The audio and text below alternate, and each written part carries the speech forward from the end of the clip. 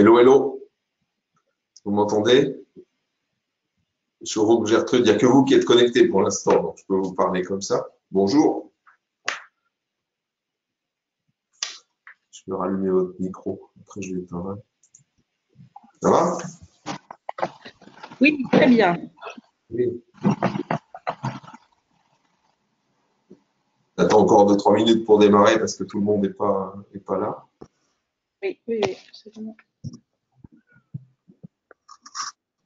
Puis après, je couperai, mais si vous voulez poser des questions pour faire vivre le webinaire pendant la session, il ne faut pas hésiter. Vous avez la petite fenêtre de chat là sur le côté. Oui, on a vu, j'ai vu, c'est une question. Ouais.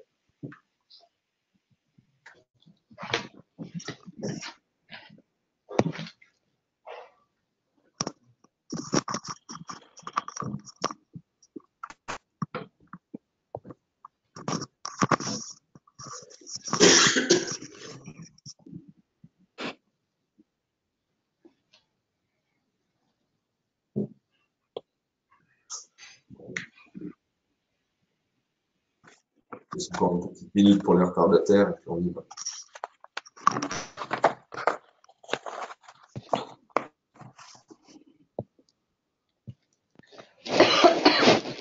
Pardon.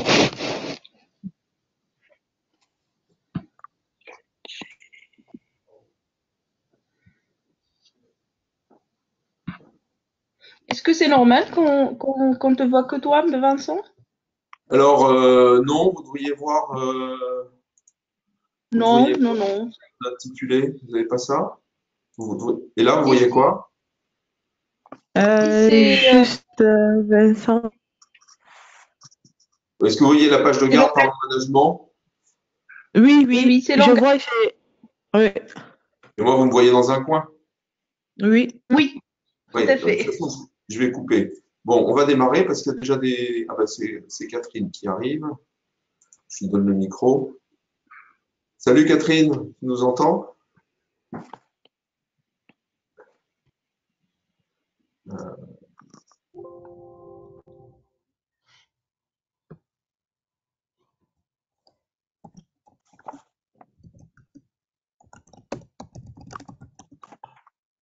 Catherine parle, mais on l'entend pas.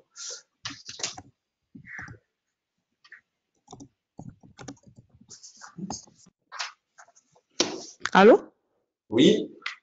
Vous De toute façon, m'entendez? oui? Oui? D'accord. Voilà, bon. Tout le monde arrive petit à petit, donc là, je vais couper les micros maintenant. Dans l'ordre, Catherine et Chourou, que je vous dis à tout à l'heure, et puis on démarre.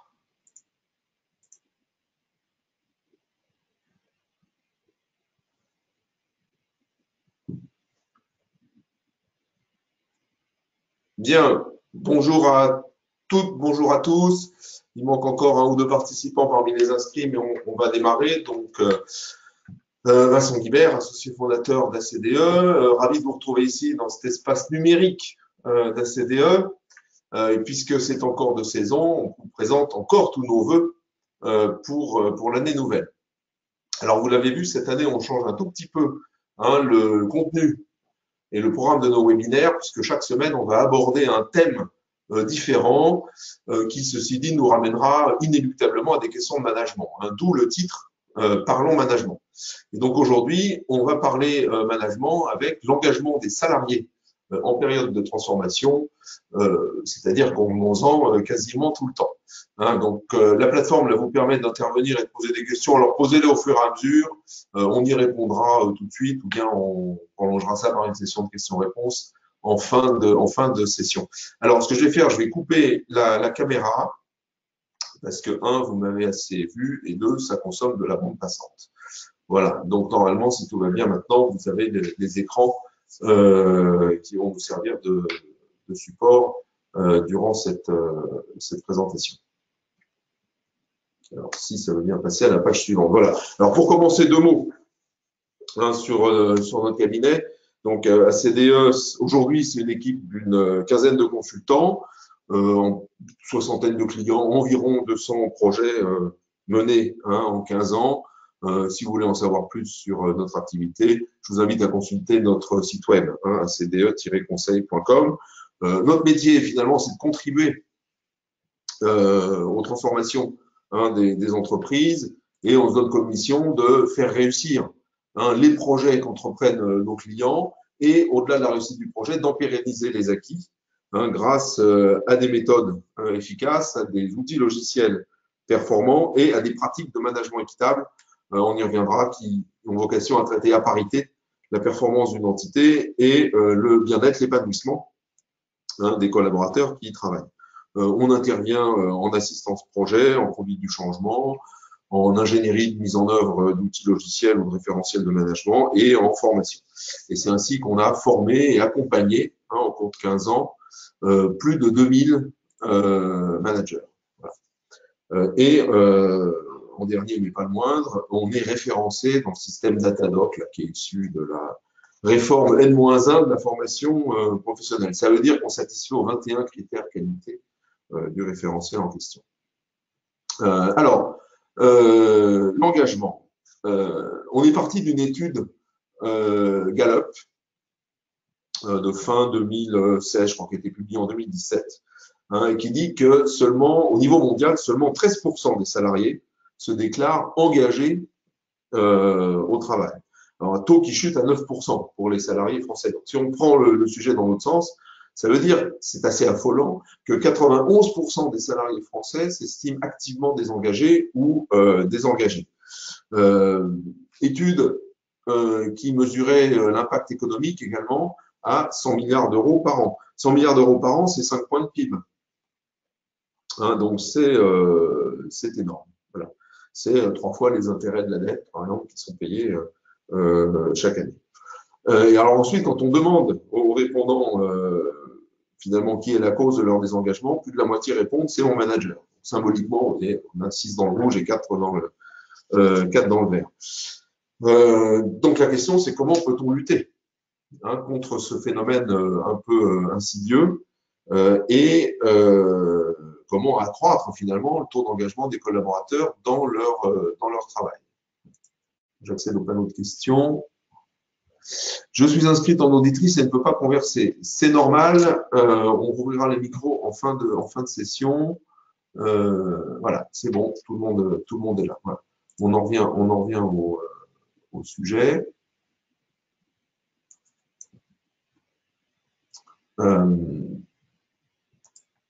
Alors, donc, comment lutter contre ce désengagement? Alors, déjà, 2 mots en préambule sur ce phénomène de désengagement qui peut avoir des causes multiples. Alors, on le définit, les experts le définissent comme une diminution progressive de l'implication du collaborateur dans son travail, d'une part, et vis-à-vis de son entreprise elle-même. En fait, c'est une mécanique assez insidieuse qui ne se traduit pas par des signes audibles ou visibles, comme pourraient l'être des protestations ou des revendications. En d'autres termes, le désengagé ne vient pas au travail avec un gilet jaune.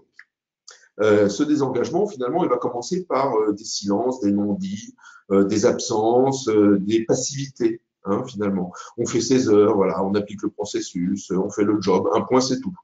On dit éventuellement qu'on n'a pas le temps de s'occuper de ceci ou de cela, alors qu'auparavant, on trouvait ce temps. Auparavant, on faisait un petit peu plus pour boucler un dossier, pour répondre à un client en urgence. Voilà.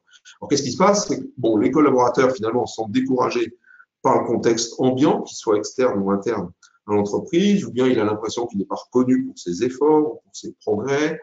Il est frustré de se sentir, par exemple, mis devant le fait accompli. Il est découragé par des demandes de reporting incessantes ou des contrôles dont il ne voit pas la pertinence.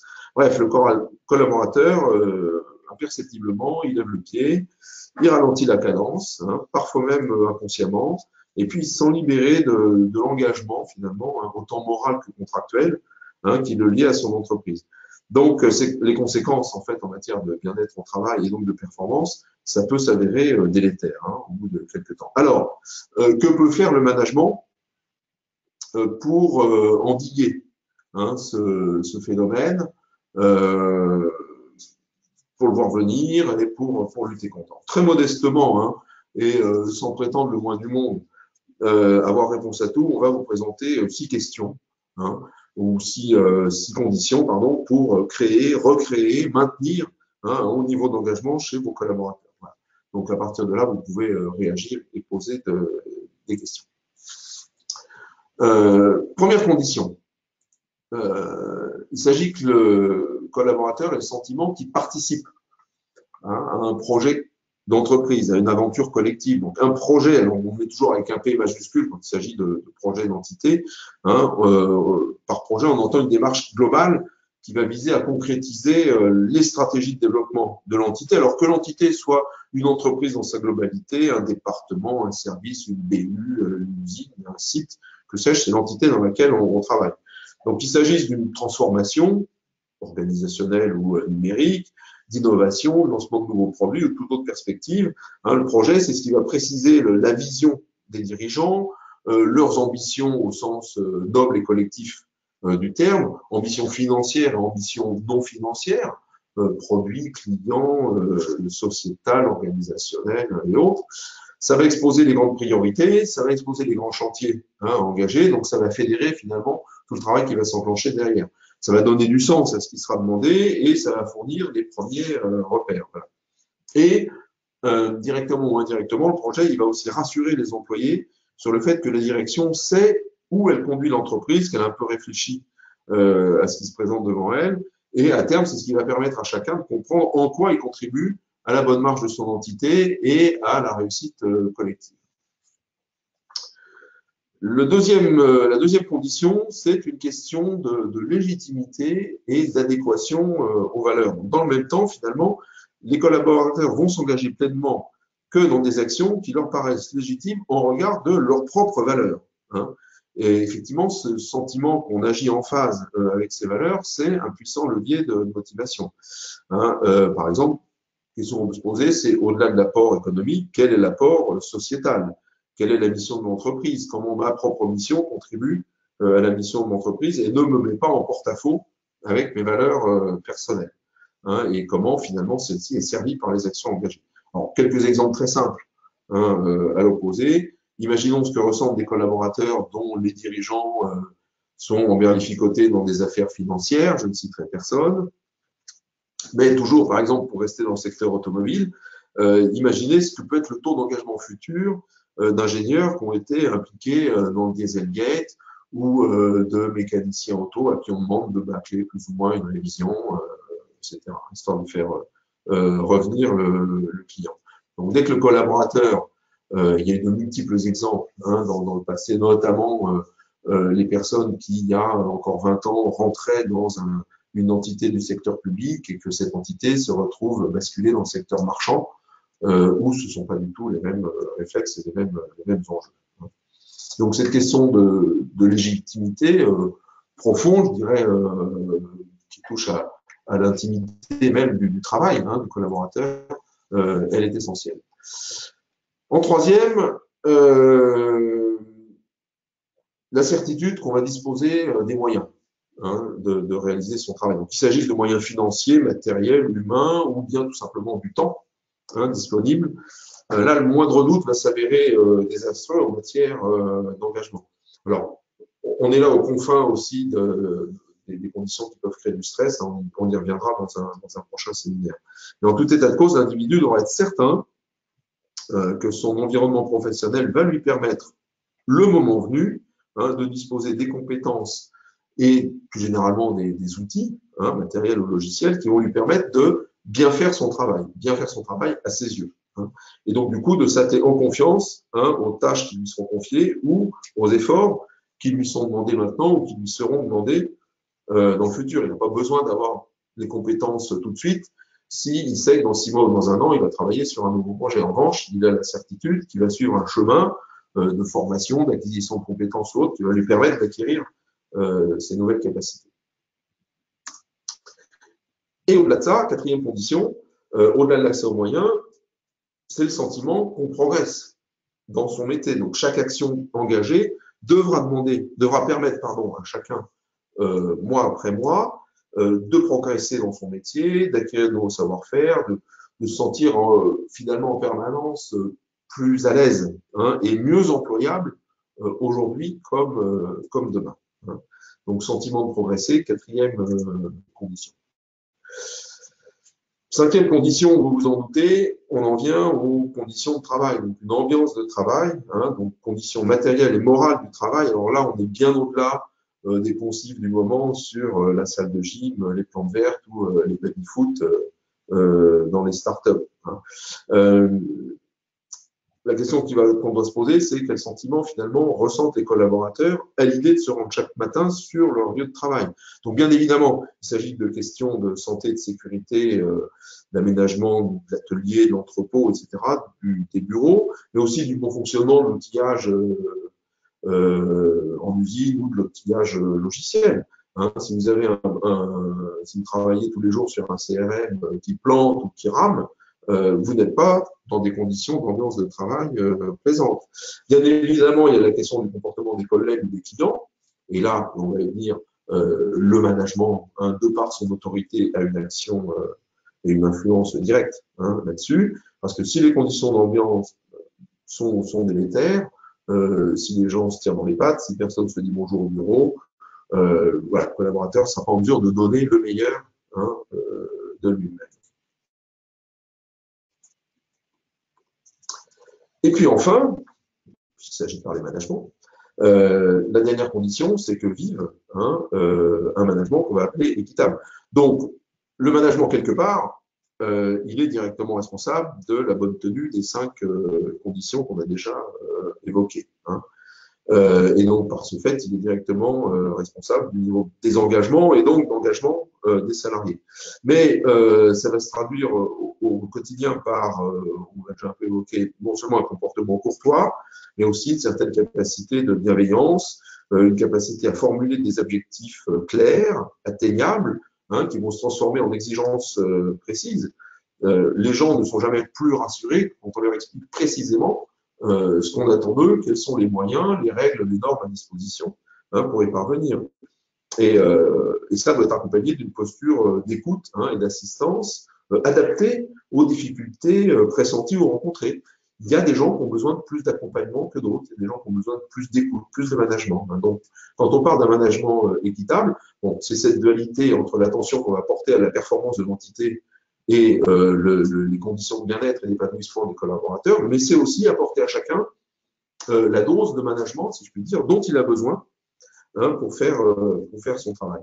Donc, assistance adaptée aux difficultés telles qu'exprimées par le collaborateur, aptitude à faire acte d'autorité aussi, hein, à recadrer ce qui doit l'être, et puis propension du management à savoir reconnaître tant les initiatives entreprises que les efforts ou les progrès hein, accomplis. Trop souvent, la reconnaissance ne porte que sur les résultats obtenus. Mais pour que les personnes atteignent ces résultats, il faut les encourager hein, tout au long du chemin. Donc voilà, 6 conditions hein, dont il ressort que le management est un levier, voire le levier majeur hein, de l'engagement, en tout cas le levier interne majeur, parce que le manager ne peut pas faire grand-chose finalement sur la conjoncture économique ou le contexte sociopolitique. Hein, il est clair que si on se sent dans un secteur économique en décroissance, voilà, ça ne va pas être un facteur favorable d'engagement. Mais finalement, c'est une autre histoire. Hein. Le manager ne peut pas tout faire, il peut déjà influer énormément sur les conditions internes. Alors, tout ça, cette notion hein, de levier d'engagement, on la retrouve dans plusieurs points de la charte du management équitable, hein, qui a été publiée il y a une dizaine d'années, que chacun d'entre vous là, pourra prendre le temps de revoir tranquillement. Elle est sur notre site web, vous l'aurez dans la copie des écrans là, qui sont publiés. On a publié ça, on a réfléchi à ça, on était je crois, une dizaine de managers hein, de l'industrie, de l'informatique, des services, des transports, enfin de secteurs variés, de petites entreprises, de grandes entreprises. On s'est dit, voilà, qu'est-ce qu'on peut mettre sur le papier pour finalement aider les gens à y voir plus clair et à répondre à une question existentielle profonde qui est, mais qu'est-ce que c'est aujourd'hui bien manager et au-delà de ça, pour poser un certain nombre de pratiques. Donc, c'est des sujets sur lesquels on a travaillé chez pas mal de nos clients.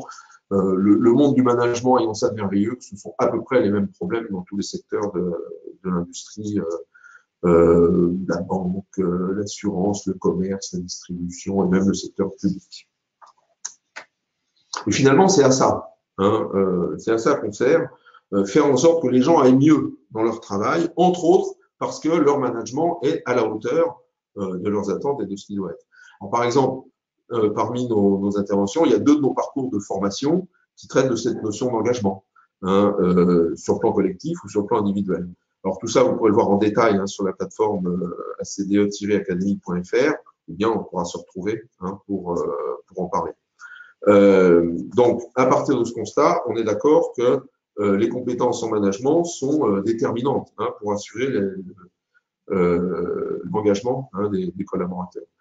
Et cette question d'engagement, d'ailleurs, comme tout ce qui est lié au management, elle se travaille selon des protocoles spécifiques, parce que même si les pratiques de management s'expriment de façon générique assez facilement, hein, on l'a vu dans la charte, ce qui fait que ça fonctionne, c'est la façon dont on va adapter ça au contexte culturel hein, de l'entreprise dans laquelle on intervient.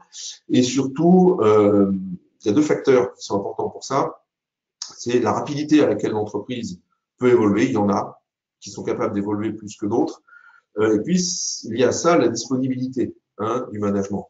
Donc, nous, on a un devoir quand on arrive dans une nouvelle entreprise, c'est d'essayer de humer, hein, de voir à quelle vitesse tout ça peut se mettre en place. Le patron, lui, il pense toujours que c'est facile, que ça va aller vite, qu'il suffit de former les gens et que ça va marcher. Bon, dans la réalité, c'est pas toujours hein, aussi simple que ça. D'où des interventions qu'on va élaborer selon un canevas, bien sûr, qui est toujours le même, et selon un schéma très progressif. Hein, avec une phase plus ou moins longue de diagnostic, de bilan, de choses comme ça, une phase d'ingénierie hein, qui peut porter sur les référentiels de management, qui peut porter sur les solutions informatiques, une phase de formation qui peut être en présentiel, qui peut être en ligne, et qui peut se prolonger par différents stades d'accompagnement, hein, individuel ou collectif. Alors 2 mots hein, sur notre offre de formation.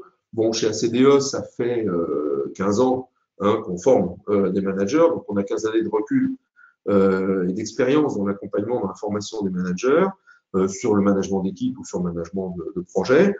Traditionnellement, nos formations, elles se déroulaient en intra-entreprise, par petits groupes, c'est très convivial, c'est très orienté action, très grande part donnée d'ailleurs aux échanges entre participants, au retour d'expérience, hein, aux jeux de rôle, et d'ailleurs, au-delà des apports théoriques, hein, les évaluations qu'on mène en fin de cursus, ça met souvent en valeur cet aspect pragmatique, concret, capacité d'échange avec le formateur, entre les participants, etc. Bon, mais dans le même temps, les technologies ont évolué, les mœurs ont évolué, les budgets ont évolué, il y a eu des lois nouvelles sur la formation professionnelle, bref, ça devient de plus en plus difficile de ne faire que de l'intra-entreprise, parce que ça coûte cher, il faut mobiliser les gens, réserver des salles, etc. Alors on a réfléchi depuis 2 ans maintenant à une formule qui permet de concilier hein, tous ces impératifs pédagogiques, opérationnels, économiques, en visant une économie de 25% hein, sur le temps et sur les coûts directs finalement de formation, en s'adaptant hein, aux contraintes de disponibilité et en respectant les souhaits d'autonomie hein, de chacun. Voilà, d'où cette formule hein, finalement mixte, hein, hybride, sur une plateforme d'apprentissage qui facilite aussi la gestion et le suivi des apprenants, hein, mais qui garde quand même une forte composante humaine parce que le management, surtout quand on parle de remettre de l'humain dans le management, c'est pas quelque chose qui s'apprend de façon classique, uniquement en lisant un livre ou en regardant une vidéo. Hein.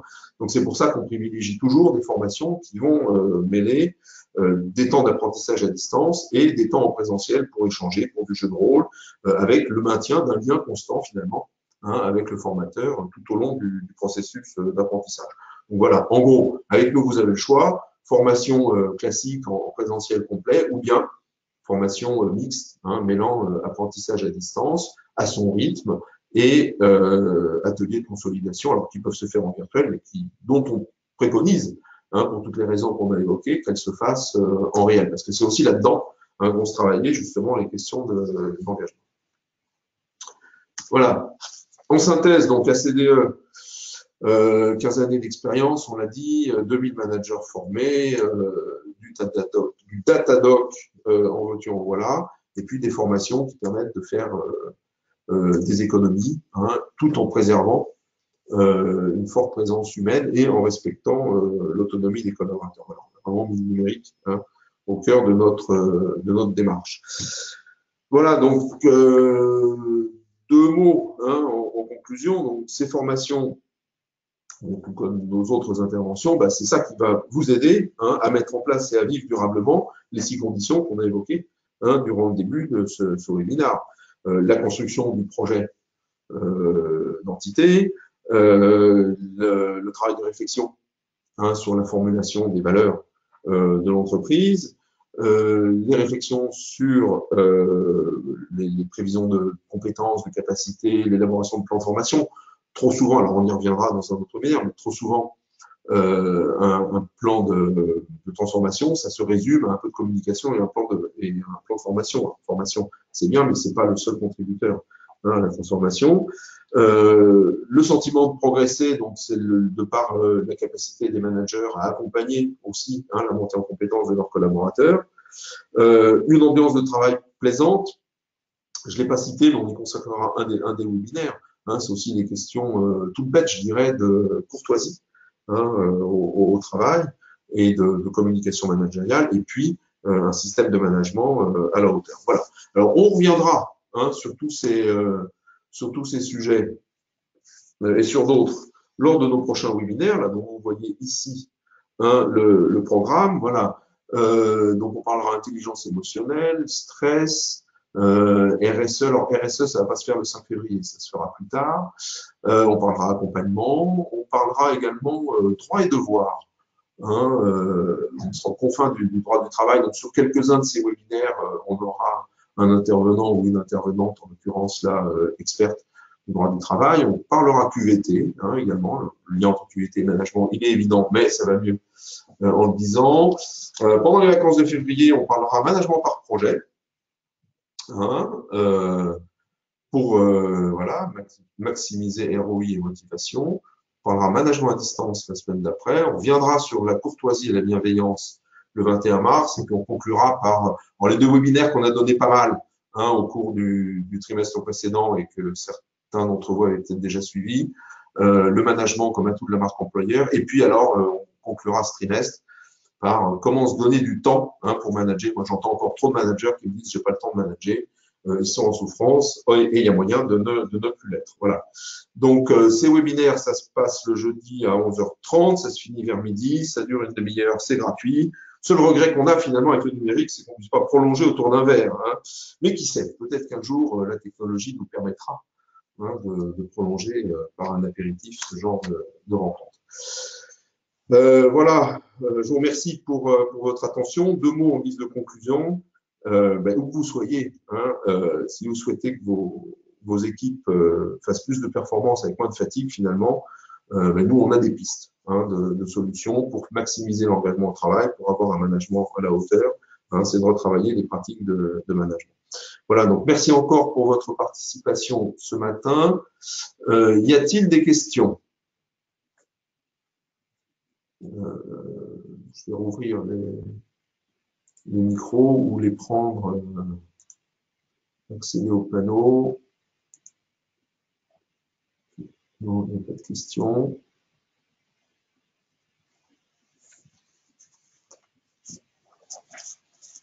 Alors, il y en a une autre qui m'arrive là.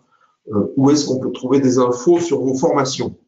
Bon, ben ça, c'est facile. Il y a l'autre site web, il y a le site académie.fr, et puis il y a moyen de prendre rendez-vous.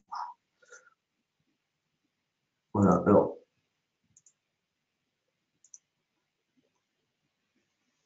La plupart des participants sont partis, là. On n'est plus que nous en interne. Là, Catherine, Chourouk et Gertrude, il y avait 3-4 autres personnes, mais elles ont quitté. Donc, on a 2 minutes. Je ne vais pas prolonger parce que j'ai un déjeuner, hein. Ok.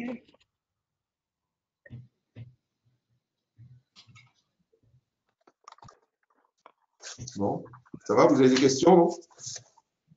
Non, super. C'est clair? Ouais. Bon, ben écoutez, on en reste là. Catherine, tu es toujours là? Tu nous entends?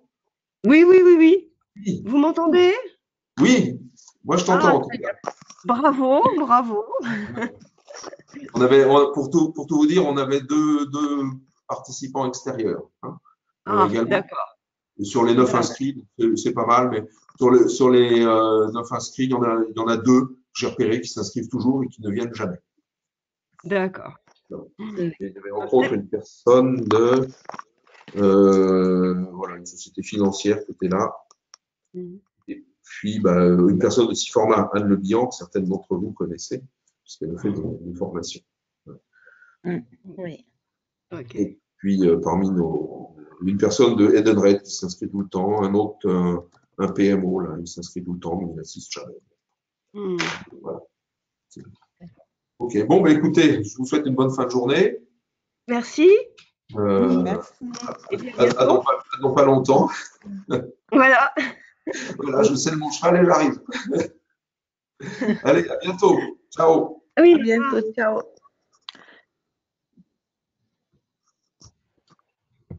Chourou? Allô, Chourou?